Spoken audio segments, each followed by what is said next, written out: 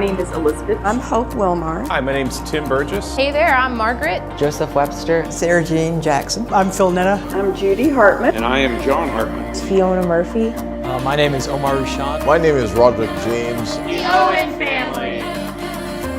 Stewardship to me is how we can all work together to make something work that individually we'd have a really hard time with.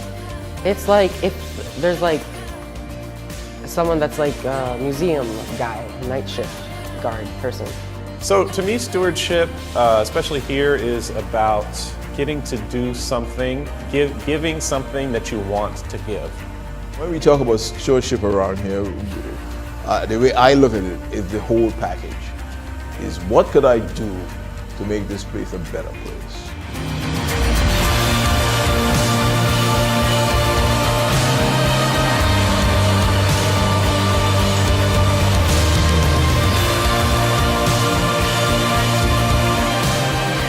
St. Philip has an intentional theme of we choose welcome. And so it's really important to us that our kids see their whole church family surrounding that concept and welcoming all people together and really seeing Christ in all people.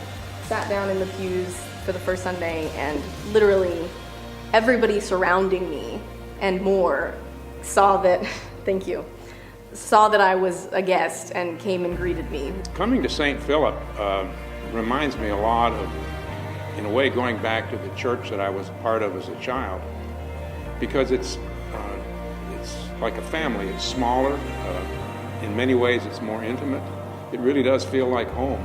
Never forget that Sunday, that first Sunday, and haven't looked back since. I immediately felt welcomed. I immediately felt the Spirit was at work in this place. I immediately felt included and energized, and that my faith was being supported. Everybody's very welcoming, and everybody kind of knows each other, and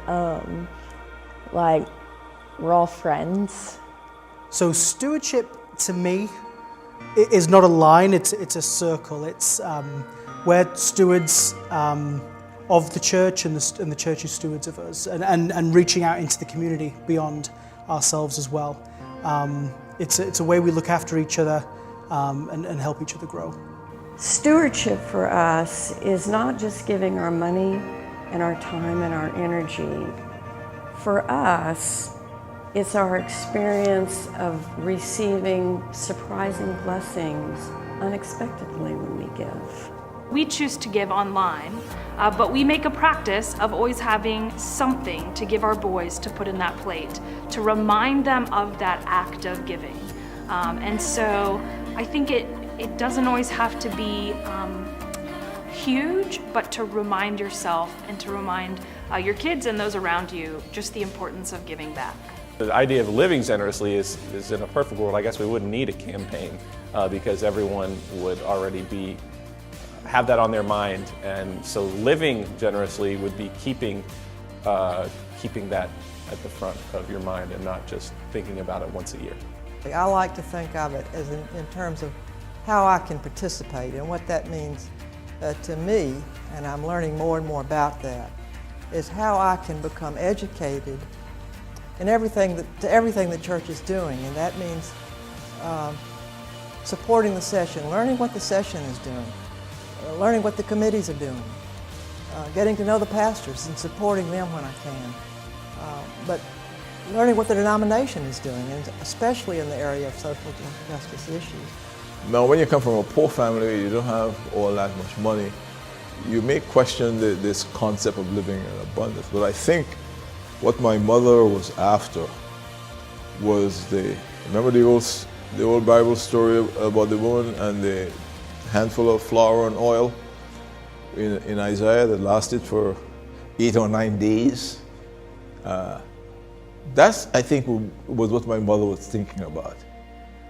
Living in an abundance says, use all your talents, all your gifts. It doesn't have to be money. So that, you have a full life. And I think that's what she was trying to, and I think she succeeded. At least in me. She did.